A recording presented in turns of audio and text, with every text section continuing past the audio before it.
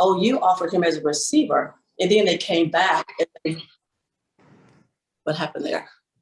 Okay. My something popped up on the screen, but then he started playing. Like I said, he was a receiver in high school. He was a defensive back for 3 years in a row, even though he was a primary receiver. But unfortunately, no disrespect to our quarterbacks, we didn't have any really, I would say, experienced quarterbacks. So he had to really focus on defensive back.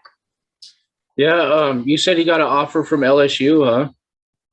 Well, yeah, he had several offers, which we're not here to talk about how many offers, but he had several offers, but he did get a defensive back, cornerback, and also wide receiver. So they offered him as an athlete.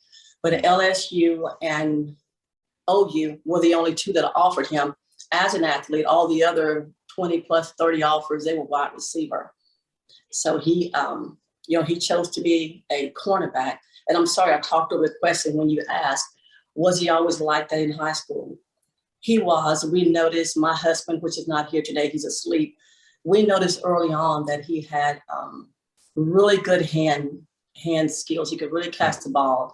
So we knew that, from sixth grade, I think in seventh grade, when he actually did his first one-hand interception in a football game. It was a select football game against DFW. So he's done all of that, and he would go in the backyard on the trampoline.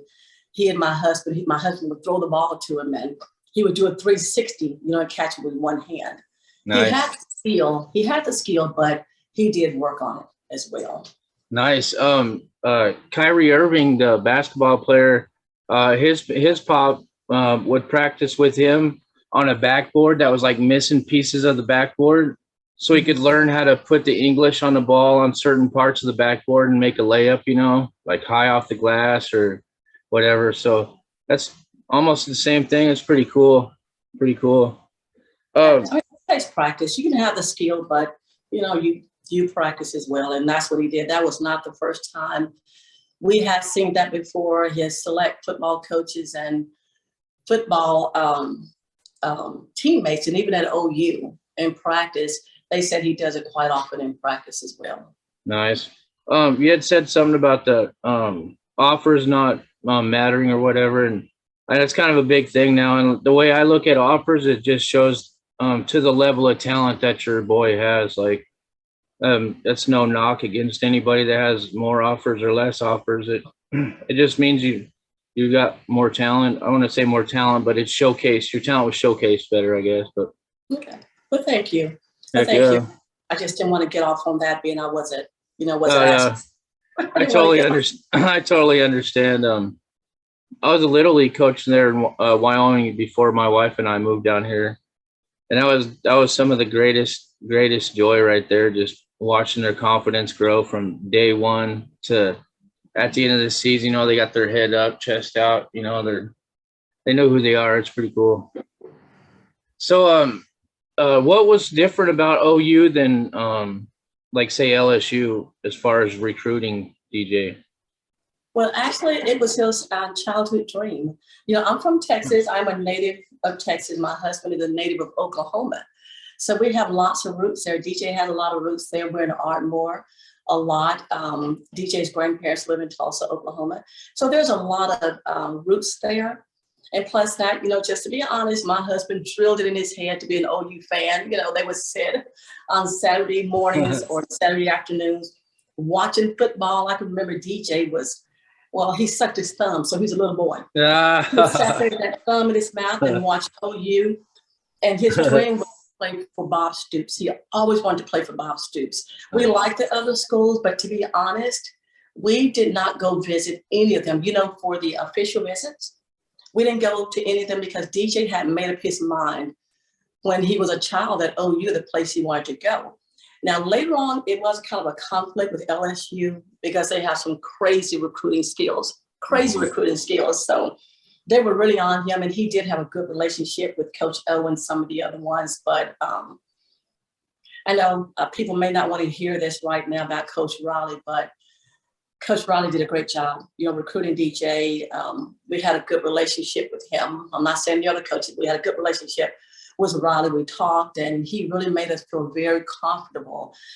And I think at the end, that's why DJ selected OU, because of the relationship that he formed with him, because he wanted to play for Bob Stoops. And actually, the defensive back coach who recruited DJ was Coach Cook, which is no longer there. So Grinch didn't recruit DJ, nor did Coach Manning. It was Coach Cook. Coach Grinch wanted him to stay, so he stayed. But it was at home for us too. We had a really good feel for the college, and some of the coaches we met, and mainly it was Coach Riley who, he's a like, I don't want to talk bad about the guy. I mean, he did what he thought was best for him and his family. The only thing that I do have a problem with, and I'm not even a parent, is just the transparency right there. There was no, for me anyway, I didn't see any transparency. Like, he just kind of skipped town and made a really rash decision. But I mean, I'm sure No, I agree. I agree the same. Right is right, wrong is wrong. I don't care who you are. I didn't like the way it was done. I think not only my son, but most all the athletes there didn't like the way it was done. It was almost like your, I guess, dad away from home, or your family just up and move, and they leave you, and you don't really at that point know exactly what to do. So no, I agree as well. It wasn't done right. I just don't believe in just bad mouth. He's gone. I am really impressed with the coaches we have now, and I just hope that we can move forward, with more conversation about who we have, the new coaches we have, the new kids coming in, and the ones that stayed on the team, the ones who stuck with OU. I like to hear more about that. But I agree. I don't like the way it was done. At least I was hoping that he could have gave the kids kind of a heads up. We're parents. He don't owe us, I guess you feel he didn't owe us anything, but I think the athletes, if he would have given them a heads up, at least said, hey, look, there's going to be some big changes, whatever way, coaches want to say something. If he would have done that, it'd been a lot better. I think it'd been less bitterness, but people were going to be mad either way it went. Yeah. That's what it is. Yeah, that's the truth there. So speaking of moving forward, man, I'm really excited about what's going on the defensive side of the ball. It just seems to have brought a different kind of toughness and more disciplined culture to that. And have you seen that, or has DJ talked about that? Or he's talked. Well, he didn't talk about it until we asked, but we noticed when he come home now, it's a total difference. It's talking about football, talking about Coach B and Coach J, and these were some of the things that at the very beginning when he first got to OU, we heard that a lot. OU, the workouts and this and that, and later on it was kind of like. Right. It wasn't as much talk. He's really excited. He's excited about Coach B, of course. He never played for him, but Coach Jay Vala, Jay was the first one, him and Coach Tucker at the University of Georgia, who saw the talent in DJ. They were the first one that offered him only as a cornerback and not a wide receiver.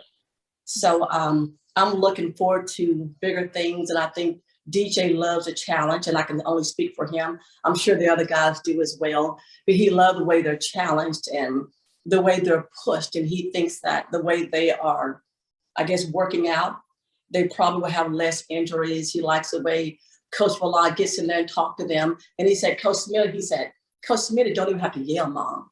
He said, Dad, he just kind of tell us what to do, and we just do it. I haven't seen this fire in him, to be honest, since probably the first year he got there, the first few months, and I see that fire that's in him again. He's very excited, and I am too. I'm looking forward to seeing what actually these guys can pull out of DJ, especially being he was a receiver. He played defensive back, but primarily, he was a receiver.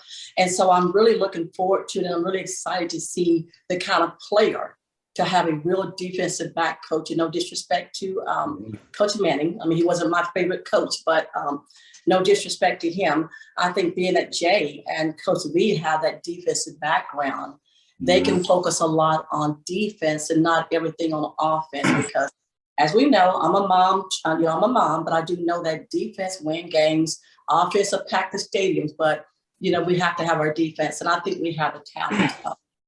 Yeah, for sure. championship. I really do. Yeah, you said it like a mom knows like what's going on with her kid, and you're gonna be able to, you're gonna be able to tell if he's pumped or not about something, and yeah, I'm really, excuse me, I'm really excited for the season coming up. It's gonna be so much fun. Oh, I am too. I cannot wait. My whole vocabulary is football, and I am really, really excited. I wasn't excited last year. I'm just going to be honest. Yeah. But I am so excited about this year. I am. Yeah. I'm very excited. I think most of the moms are as well. Heck yeah, for sure. So you said yes, or it's one of your boys' birthday today? Yeah, our youngest one, Darius, he's a senior, and he's the one so far that's committed to SFA. Okay. Yeah, to Stephen F. Austin, which is a good school, but you know, we need our boys in the same place. Right, right. Same school. We have to have that. Is he a defensive guy or? Mm-hmm. He plays outside linebacker, and early on he played tight end, but the past couple years he's played outside linebacker. But he's being recruited for a defensive end. So he's a little bit bigger than DJ then. Oh, he's a lot bigger than DJ. Nice. Yeah. Nice. That's cool. He's bigger. That's several years. Was Pops a ball player? He played football for he didn't play in college. Oh, what's that school in Tulsa? Oh, their team was green and white, the Eagles, but he played football. He was a receiver. Oh, nice. Mm-hmm. And he played well, and pretty much everything DJ knows about wide receiver. His dad taught him when he was little. So yeah, I talked to Corey Warren a couple of weeks ago. He played at OU in the early 90s. And he was the OG Deuce, the original number 2. But he was a defensive back in high school, and he got recruited to OU as a DB and then changed over to wide receiver. And he says that's where he got most of his ball skills was playing wide receiver, when he went to defensive back. And then I was going to ask, did DJ play, was he a baseball player? No, he did not play baseball. He did run track. He just ran track, played basketball, and of course football. And we didn't want him to get hurt. So we asked him to quit basketball, and he did. And he ran track all the way up until he was, I think he was a junior. Nice. They finally quit. It was pretty good. He ran pretty good. He set some records when he was in middle school, but in long jumping. But again, that was he was really running track just to get stronger and faster for football. Everything was for football. Everything they did, was to enhance their skills playing football. He is pretty long. Like he's got long arms, and he's a little longer than most DBs are. So do you think like when he switched just to football, his skills got better? Like instead of playing multiple sports? No. No. I don't think so. It was just that we knew that he hadn't made up his mind to play football. So why take a chance, going to the gym, doing something crazy, because when he goes out, he plays like a crazy man. So, it's like, just go shoot a little bit, but he wants to really get out there and play and be competitive. So we thought the best thing to do if he's going to go and have a career in football, you have to make choices. Yeah. I don't care how many sports you play, at the end of the road, most likely you're going to have to choose one, and you choose one that you're probably best at or can go to college. Maybe go to the next level, but we've always kind of stayed on the college. We take one level at a time. You have select, you have high school, then you have college. So, that's cool. Excuse me. I wanted to actually kind of talk about the books beyond balls. Is that what it was? Before balls? It's Books Before Balls, and that's something that it's an organization, nonprofit. It's kind of stagnant right now because of our schedules, but it's Books Before Balls, and that's an organization that we're going to pass down, or charity we're going to pass on down to DJ. And what it was is a lot of parents worked, even though they were not single parent homes. It wasn't a lot of time to take their boys to practice, pick them up, travel with them. And my husband being, I have my own business, we were available to travel. So we did a lot of traveling with the boys, and we mentored.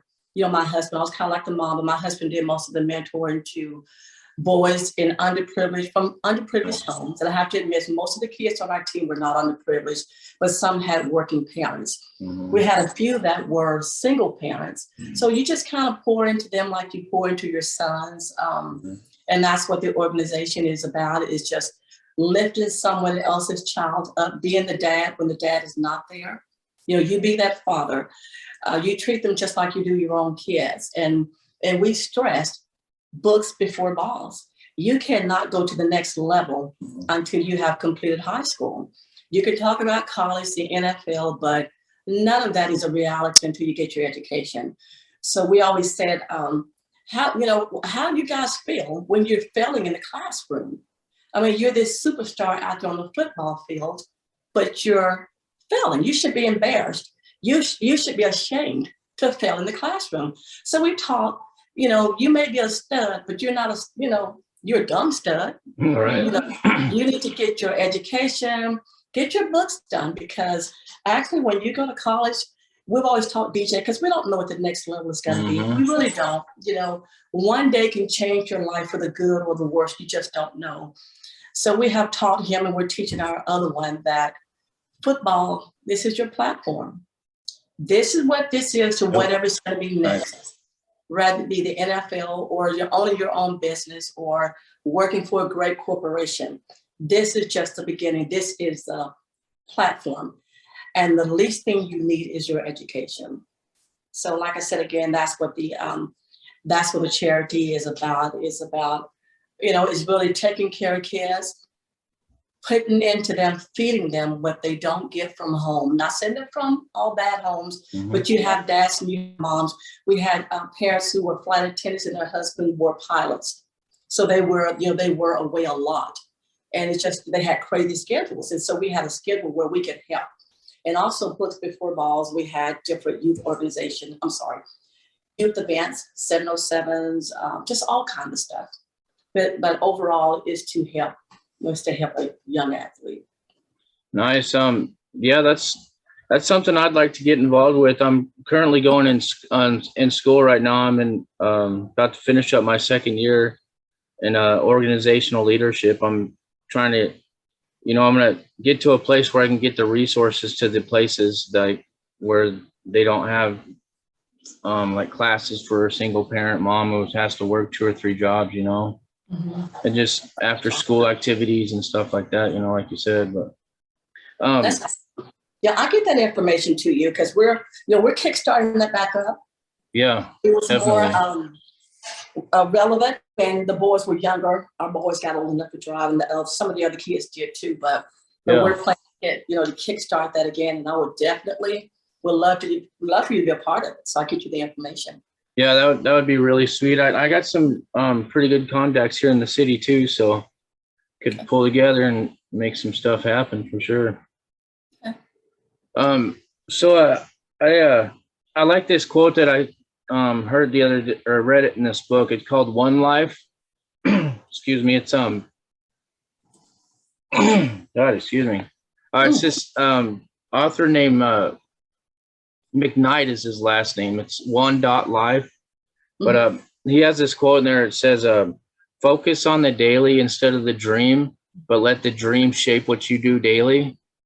And that's just, I really think if you could instill that in your kids at an early age, it's good to dream, but dream with your eyes open is the best way to put it. And yeah, that's an awesome statement, because I believe that too, because it's one small step at a time. Because if you get too focused on, like you said, more or less a statement you just made on tomorrow, you can't focus on what's going on today. It's okay to have aspirations, have vision, have dreams, but you have to complete. You have to complete the beginning. You have to stay, don't stay in today, but do everything that needs to be done today before you move into tomorrow. Right. And that will make better decisions, it makes your decision making so much better. Is not to jump way over. And again, that's what we have taught our boys. We have 2 older daughters. We've taught them as well. Is that you gotta focus, finish. Yep. Finish what you started. And my husband always told our sons, because we have some NFL friends here in Fort Worth, gorgeous homes, these beautiful homes. And DJ, he said, now, how many athletes do you think? And he's like, I just know Coach Ray and a couple more. He said, exactly. Everybody's not going to the league, but you can still have a good life, go to school, get your education, do what you're supposed to do, because, I think it's like 0.some% that goes to the league. So it's it's okay to have those aspirations, but, stay focused on what's happening now. And it's a little hard too sometimes. They're young guys. You hear all this talk, man, you're going to the league, and then you hear the positive, then you hear the negative from the fans, and it's part of it. So it's just mainly staying focused on, what's in front of them at the moment. Heck yeah, that's what allows us to grow as human beings, Mm-hmm. I agree. For sure. So, well, I'm gonna go ahead and let you go, but I really appreciate you stopping by the old BoomerCast. I dubbed you Mama G on the old Twitter there. And well, thank you for having me. I do appreciate it. And the best of luck to you on your podcast. Yeah, maybe we'll talk again after the spring game or something. That'd be cool. Oh, that will be cool. Okay. All right. Well, you know where to find me. I'm on Twitter every other day or so you know where to find me. All right. Can I get a Boomer Sooner? I don't know how to do that too well. I'm from Texas, so I'm a you just gotta tuck your thumb in. Tuck my thumb in. Yeah, and then your 2 fingers. Now you're embarrassing me that I don't know how to do this. I'm a fan now. We gotta talk, DJ. Gotta get DJ now. Yeah, he probably assume I know how to do it, but you're gonna get me in trouble. Uh-oh. Anyway, horns down. How about that? There we go. Horns down. Well, you have a wonderful day, and thank you so much. Boomer Sooner. Boomer Sooner. Okay. All right. Thank you. You're welcome.